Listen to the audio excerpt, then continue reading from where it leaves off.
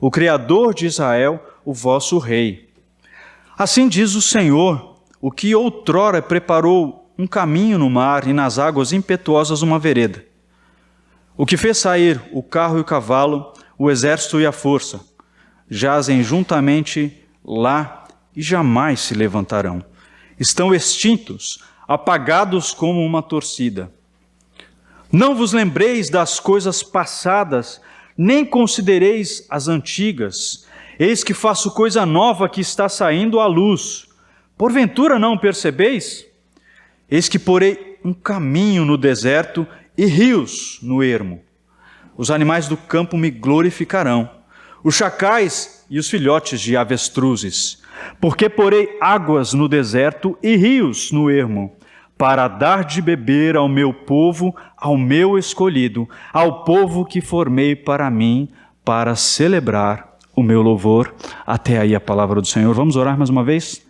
Graças te damos, ó Deus, porque temos o privilégio de poder ler a Tua palavra. Graças te damos porque temos o privilégio de cultuar o Teu nome, de em assembleia solene nos reunirmos, ó Deus, para entoar cânticos, louvores a Ti, devotar a nossa gratidão, confessar os nossos pecados, nos apresentarmos diante de Ti, porque o Senhor tem nos feito muito bem.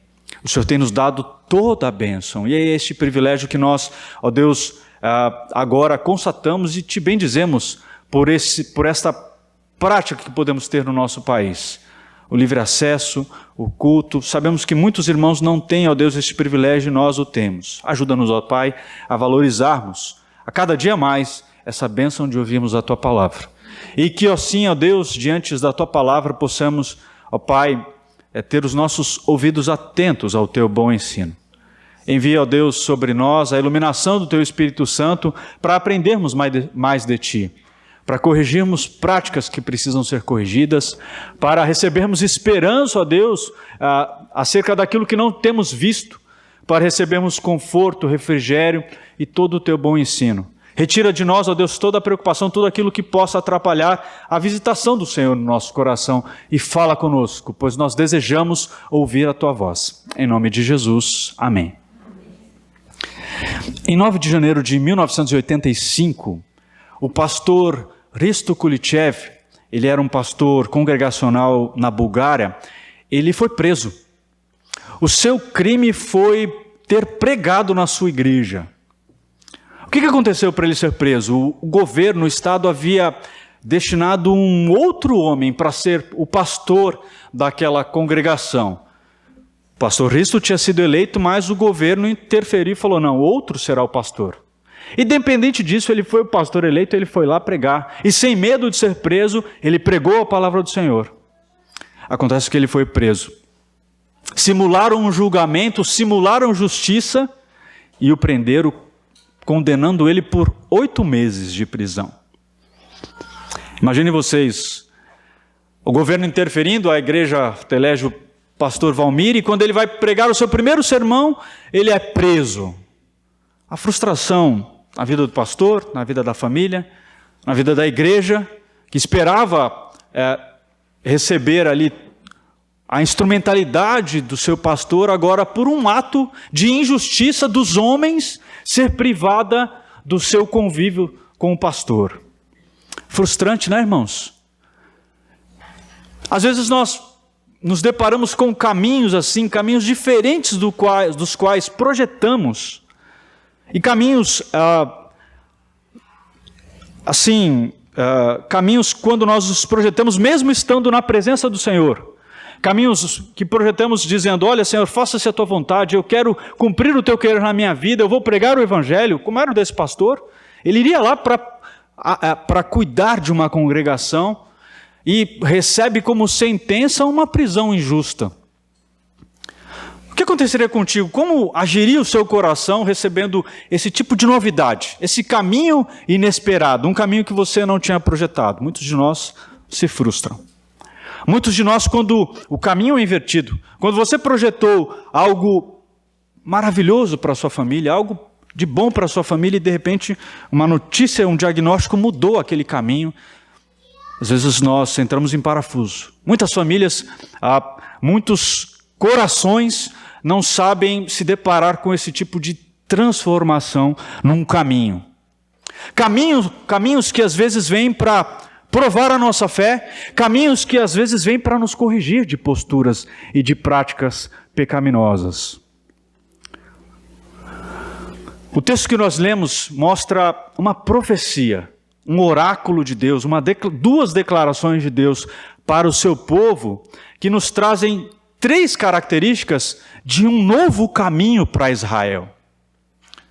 3 características de uma novidade que viria depois de um juízo. Deus estava declarando para Israel, 150 anos antes de ser levado para a Babilônia, que eles receberiam a libertação do cativeiro na Babilônia. Neste novo caminho que Deus estava mostrando para Israel, Deus dizia para eles: olha, eu vou mostrar para vocês algo que vem da minha palavra, que é algo certo, algo que é maior do que vocês jamais viveram, e algo que será um milagre, para que vocês voltem a glorificar o meu nome. E baseados na pergunta do versículo 19, porventura não percebeis? O tema da nossa reflexão, do nosso sermão nessa noite é percebendo o novo caminho. Que a igreja do Senhor perceba o novo caminho de Deus, que às vezes nós não conseguimos digerir muito bem, quando Ele nos aponta para sofrimento, ou quando Ele nos aponta para correção. Qual era o contexto desta declaração de Israel? Como já dissemos, Israel vivia em litígio com Deus. O povo escolhido, nos 39 primeiros capítulos de Israel, nós vemos o profeta julgando o povo de Deus porque ele vivia praticando uma religiosidade muito falsa, uma religiosidade da boca para fora. 39 capítulos de julgamento dizendo: ei, não venham para cá cultuar. Quem requereu vocês virem aqui, darem os seus sábados, as suas solenidades? Quem vos requereu se achegar à minha presença? 39 capítulos de Deus julgando, dizendo: olha, vocês são idólatras. Vocês, o meu povo escolhido, aqueles a quem eu remi, vocês sobem aos montes para adorar outros deuses, falsos deuses. Neste contexto de julgamento que o Senhor profere algo difícil de digerir, mas que o Israel daquele tempo não estava entendendo. Por isso que nós, como primeira característica deste caminho, queremos apontar que esse novo caminho do Senhor era um caminho que era uma promessa certa de um Deus soberano. Qual era a primeira característica deste caminho? Uma promessa certa. Quem estava fazendo? O Deus da aliança. Por que esse caminho era uma promessa certa? Por causa da aliança do Senhor com Israel. Veja o versículo 14. Assim diz o Senhor que vos redime, o Santo de Israel. Por amor de vós. Por amor de vós, ou pela minha aliança com Abraão, eu estou agindo na vida de vocês para que vocês não permaneçam nesse contexto de impiedade. Por amor de vós, eu estou dizendo, haverá uma correção para os filhos, para os netos de vocês, para que eles se voltem para mim. Por amor de vós, eu vou suscitar inimigos contra um inimigo que você ainda nem conhece, contra a Babilônia. Mas espera aí, Senhor, quem ataca a gente agora não é a Babilônia, são os assírios. No capítulo 39 nós vemos Ezequias tendo o rei Ezequias tendo um vislumbre do que aconteceria. E exatamente como a postura de Israel, daquele crente que não entende a profecia e que fala assim, tá bom, que bom que não é comigo. Quando a comitiva da Babilônia vem para Israel para visitar Jerusalém e ele mostra os tesouros, o profeta vai e condena. O que você está fazendo está errado. E você vai ver que eles virão e atacarão e roubarão os seus filhos, os seus tesouros, a casa do Senhor, não vai sobrar nada. Quando isso vai acontecer? Fica tranquilo, não é no teu reino, é depois de você. Boa essa palavra. Que bom, Senhor, que não vai acontecer comigo. Não vai acontecer contigo, mas vai acontecer com os seus filhos, com os seus netos. E esse era o contexto de Israel. Pouco preocupado com a aliança, pouco preocupado com a sua posteridade. Mas eles ouviram do Deus de Israel, ainda que um povo ímpio, idólatra, sem a proximidade com a aliança, vivendo uma falsa religião, eles ouviram do Senhor: eu consertarei a vida de vocês. Eu tenho misericórdia para dar a vocês. Porque eu enviarei inimigos contra um inimigo que você não conhece, mas será um reino tão poderoso que dominará, e nós vemos as profecias, nós vemos ali em Daniel, quão grande era o domínio de Nabucodonosor. Eu vou enviar inimigos, e eles que se vangloriavam dos seus navios, da sua armada, eles vão sair fugidos, porque eu causarei essa fuga deles. Por causa da minha aliança, no futuro eu visitarei. E aqui, meus irmãos, o Deus que conhece passado, presente e futuro, estava prometendo para Israel que iria os amar, que iria agir contra um reino tão soberano, que eles podiam então descansar e confiar em Deus. Mas a vontade deles não foi permanecer e nem confiar no Senhor. A vontade deles foi: deixa para lá. Não quero saber. Sabe quando você ouve falar de Apocalipse e você às vezes não entende? Será que isso vai acontecer antes ou depois que arrebatamento? Antes ou depois da besta vir? E você fica com aquela dúvida. Israel, tá bom, teve a dúvida, mas não se importou. E o que aconteceu? O cativeiro veio. Os jovens foram presos, mortos. As casas foram destruídas e a cidade foi destruída. Mas por amor a Jacó, por amor a Israel, Deus estava dando um caminho certo para o povo de Deus. E quem era que estava dando? Os dois apontamentos que nós fazemos para a certeza deste caminho era que era por causa da aliança, e era que porque quem fazia era o Deus da aliança, que lá em Êxodo 19, versículo 5 diz: se vocês seguirem as palavras da minha aliança, vocês serão o meu povo escolhido. Eu separarei vocês e farei de vocês o meu sacerdócio. Eu, Êxodo 20, versículo 2, eu que tirei vocês da terra do Egito, eu sou o vosso rei, o vosso Senhor. E quem fazia essa promessa para ele está lá no versículo 15: eu sou o Senhor, o vosso santo, o Criador de Israel, o vosso rei. Por que eles podiam ter certeza de uma promessa certa? Por causa desse resumo de quem era o Deus deles, o Santo de Israel, o rei deles que tinha tirado eles do juízo de Faraó, aquele que diz: eu sou Yahvé, o Deus de aliança. Meus irmãos, dois ensinos que nós podemos extrair dessa primeira característica, para não ficar falando só do passado. Dois ensinos que podemos extrair dessa característica, desse novo caminho. O primeiro ensino é que você pode descansar na soberania desse Deus que conhece passado, presente e futuro, e que fez uma aliança com o seu povo. Você pode descansar na soberania desse Deus, a despeito de quem for o eleito. No Brasil, tem muito crente preocupado com as eleições. Se Deus quiser escolher aquele que você não quer, Deus é soberano.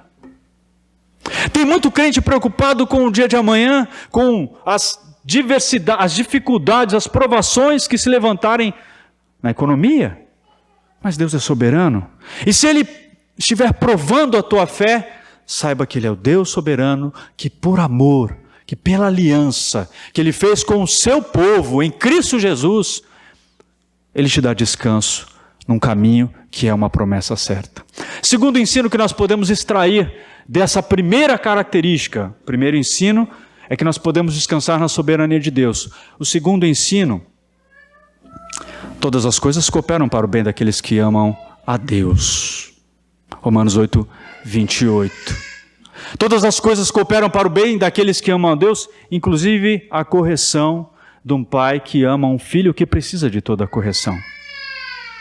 Às vezes nós somos alvos do juízo de Deus condenando o nosso temperamento no meio da nossa casa, condenando a nossa boca lá no nosso trabalho, condenando as nossas atitudes ou a nossa omissão em falar do Evangelho.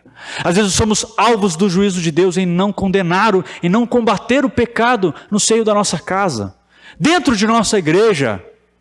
Era o que estava acontecendo com Israel, era o que estava sendo predito para Israel.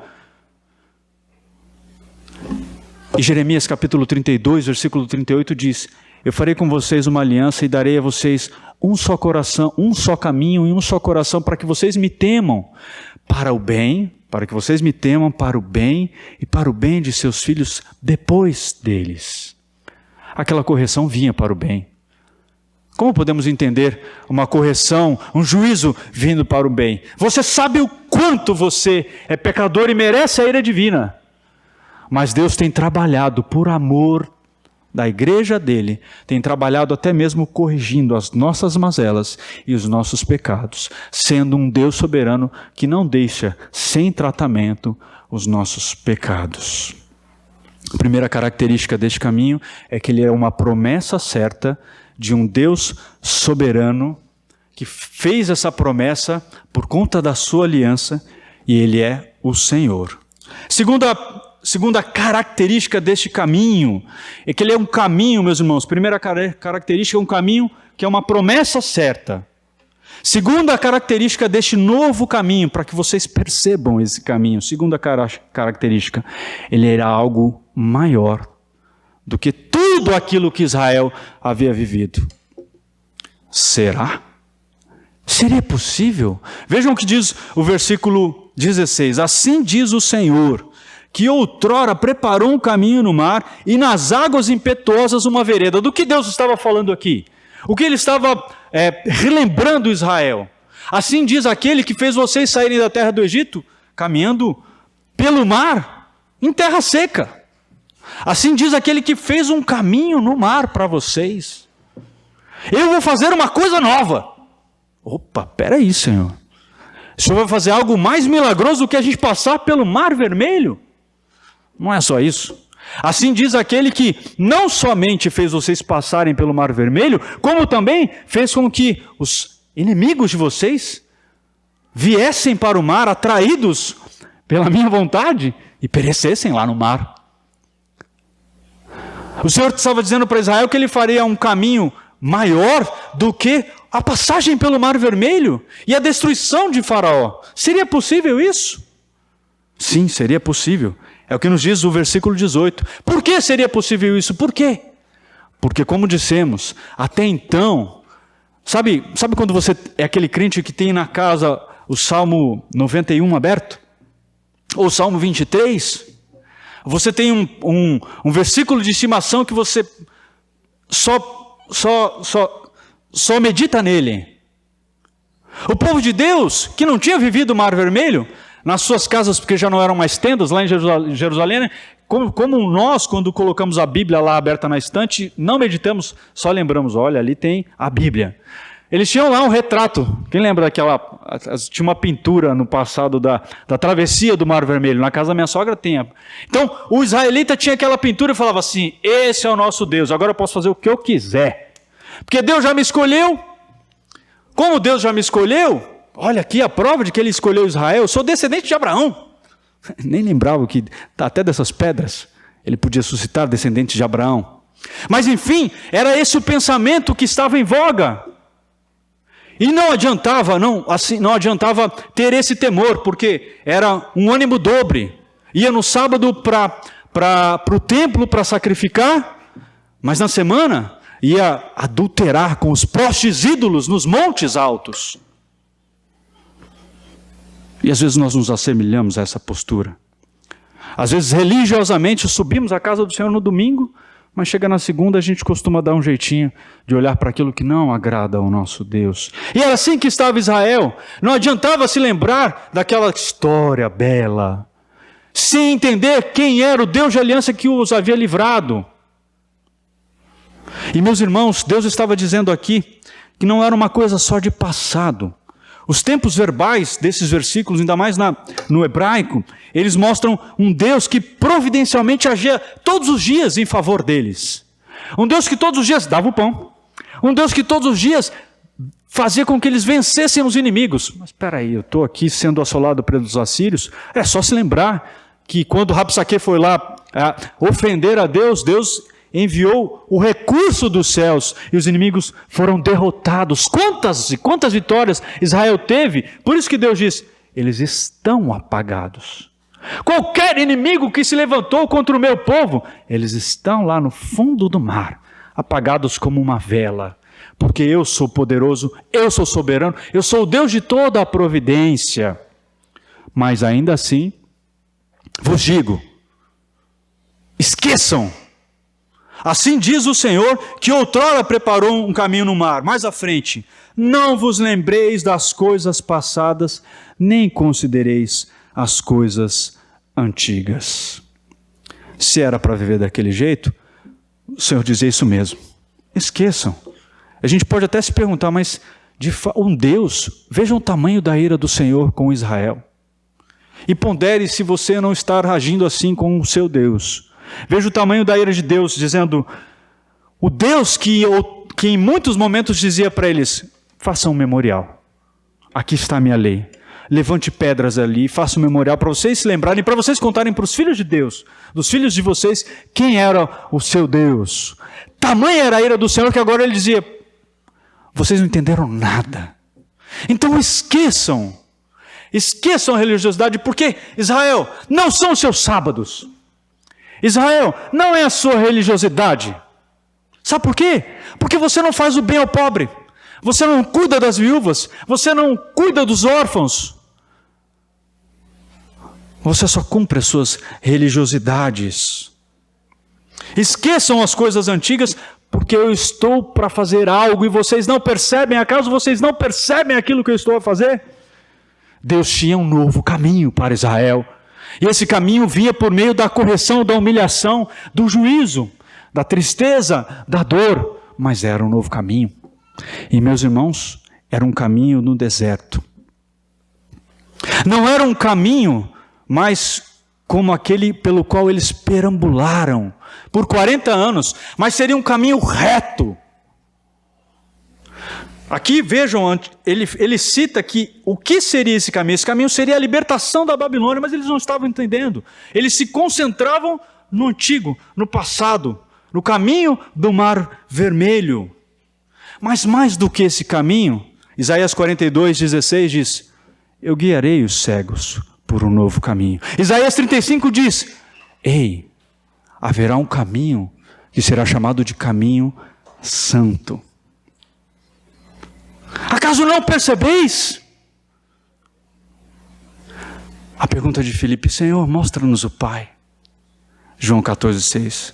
Filipe, eu sou o caminho, a verdade e a vida.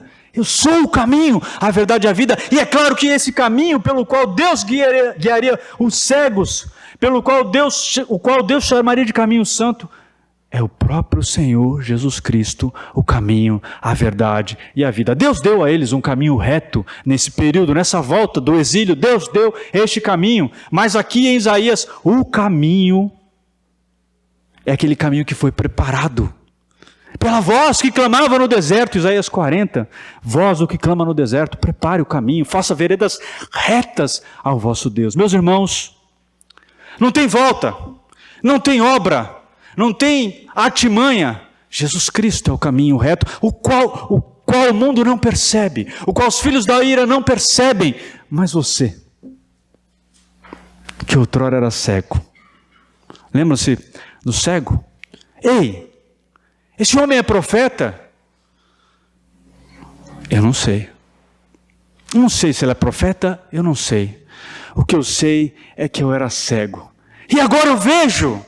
Meus irmãos, você vê esse novo caminho? Nós podemos ver esse novo caminho? Nós estamos apercebidos. Um dia o Espírito Santo nos abriu os olhos para percebermos esse novo caminho maior do que qualquer coisa que você podia viver. E não volte para suas velhas práticas, não volte para achar que fazer uma oferenda lá para o seu Deus, ou idolatrar uma imagem, ou cumprir um voto, cumprir um sacrifício, que isso que te trará redenção. Na verdade, o que te traz redenção é este caminho reto para Deus. Jesus Cristo, o Filho do Deus vivo, o caminho, a verdade e a vida. Lembre-se da salvação que te alcançou, aperceba-se desse caminho e pregue a palavra. O John Bunyan conta que ele ficou tão encantado, John Bunyan foi escritor do Peregrino, e quando ele queria começar a melhorar de vida, quando ele queria ser um marido melhor, ele disse que não conseguia. Ele não conseguia, por exemplo, ir ao culto de domingo. Ele tinha que praticar um esporte, e aí ele via, pelas minhas ações, eu não consigo mesmo agradar a Deus. Eu sempre vou ter uma falha aqui. E aí ele diz que quando ele viu duas senhoras conversando da pobreza das suas almas e da grandeza do amor de Deus revelado em Jesus, ele ficou encantado. Ele falou, isso é graça. E esse é o novo caminho. Será que nós temos falado e estamos apercebidos do que Deus fez na nossa vida? Será que você está percebido hoje de que você está na igreja? Porque Deus te deu um novo caminho em Jesus Cristo, um caminho reto. Este é o caminho do Senhor para mim e para você, algo maior e melhor do que qualquer coisa que nós vivemos. E a aplicação do Senhor para nós é: pregue, fale deste novo caminho e não volte a acreditar em salvação por obras e nem viva um legalismo como viviam os judeus. Porque sim, este caminho é algo maior e melhor do que qualquer caminho vivido. E por último, a última característica deste caminho é que ele era um milagre. Um milagre ocorrido no deserto. Um milagre no deserto. Veja um versículo 19. Eis que farei nova coisa que está saindo à luz. Porventura não o percebeis? Eis que porei um caminho no deserto e rios no ermo. A oração de Esdras, quando foi para voltar para Jerusalém, na segunda comitiva que voltava para Jerusalém, é: Senhor, dá-nos um caminho reto. Esse caminho cheio de perigos para Jerusalém, cheio de provações. Esdras 8, 23. A boa mão do Senhor foi conosco, que o Senhor nos atendeu. E o Senhor deu a eles um caminho reto. Eles não caminharam como no Egito 40 anos, eles caminharam por alguns meses e chegaram a Jerusalém protegidos. Deus fez este novo caminho no deserto. Mas mais do que isso, vejam o versículo 20. Os animais do campo me glorificarão. Chacais e avestruzes, animais acostumados ao deserto, me glorificarão. Israel estava acostumado ao deserto. Israel estava acostumado com a pobreza do deserto. Israel imitou os cananeus. Israel permaneceu no pecado de Jeroboão, idolatrando. Israel se misturou com os povos e se acostumou ao deserto, mas Deus não ia deixar o seu povo se perder. Ele tinha uma maravilha para acontecer no deserto. E essa maravilha era uma maravilha que até os animais acostumados com o deserto glorificariam e dariam glória a Deus. Terceira característica deste caminho é que ele é um caminho, uma maravilha, um milagre acontecido no deserto para que o povo de Deus, o povo escolhido, desse glórias a Deus. Sabe quando ele aconteceu na nossa vida, meus irmãos? Israel, Deuteronômio 8, diz que Israel foi levado para o deserto, para ser provado no coração. Olha, eu te levei para o deserto, para que vocês soubessem, para saber o que estava no seu coração. Adão, no jardim, não conseguiu segurar a onda. Não conseguiu segurar a sua autonomia. No jardim, ele cedeu à tentação. Israel, o escolhido de Deus, quando foi ao deserto, passou por 40 anos, murmurou, tentou a Deus, não gostou do maná, falou: esse pão velho aí, todo dia, estou cansado, queria aquela carnezinha boa do Egito. Tentou Deus: você trouxe a gente para cá para morrer? Dá água para a gente, Moisés. Tentou Deus lá no deserto e adorou o bezerro de ouro. Sabe quando esse caminho foi pavimentado no deserto? foi quando lá em Samaria, tendo que passar por Samaria, ele foi ao encontro daquela mulher e disse: ei, se você soubesse quem é que fala contigo, você pediria e ele lhe daria água da vida.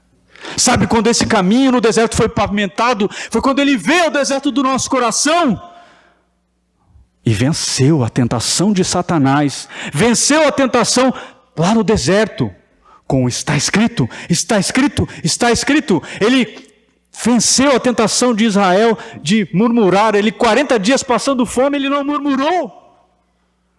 40 dias passando fome e sede, ele não tentou: Deus, se tu és o Filho de Deus, lança-te daqui abaixo, no deserto.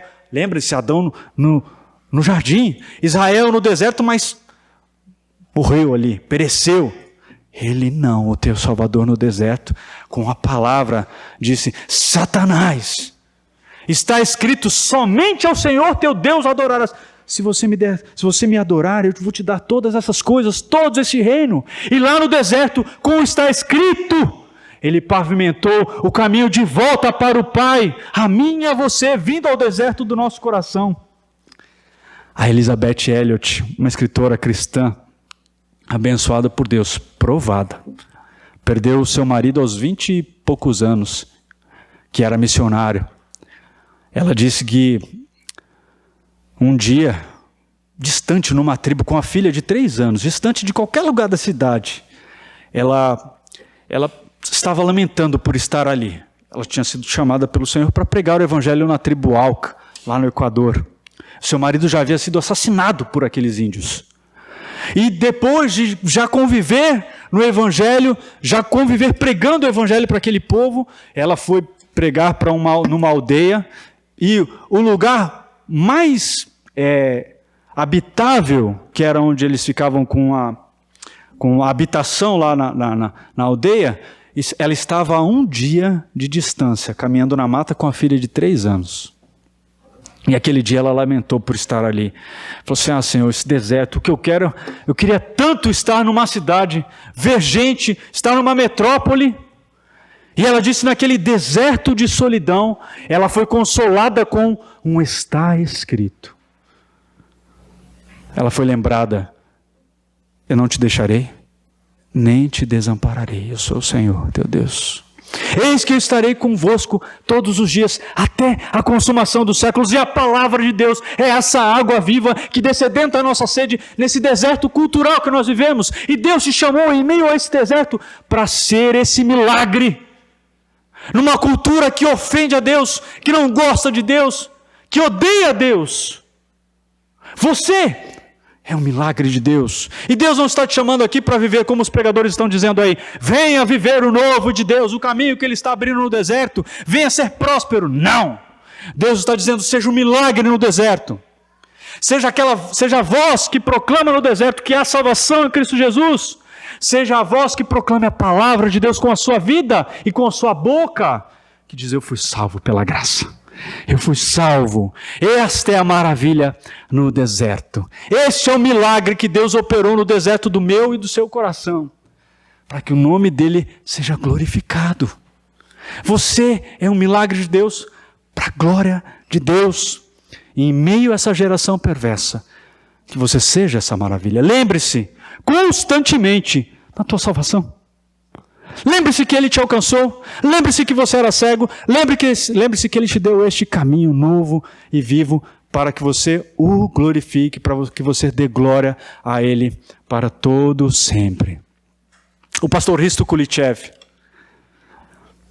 depois dos 8 meses de prisão, disse o seguinte, quando ele foi solto. Ele escreveu para a sua congregação dizendo: olha, tantos presos foram levados a Cristo. Os carcereiros vinham e faziam tantas perguntas que naqueles 8 meses a constatação foi: uau, esse caminho novo foi um caminho melhor do que eu ter ficado na minha igreja. Foi uma igreja mais próspera do que eu ter ficado esses 8 meses na minha igreja, porque pessoas conheceram a Cristo em meio à minha prisão, que em meio à correção, que em meio as provações, o Senhor faça você perceber a boa promessa do Senhor. Que o Senhor faça você perceber que nada é melhor do que o caminho da salvação. E que o Senhor te lembre de que você é uma maravilha de Deus no deserto deste mundo, para a glória e honra do nosso Senhor e Salvador, Jesus Cristo. Que o Senhor nos abençoe.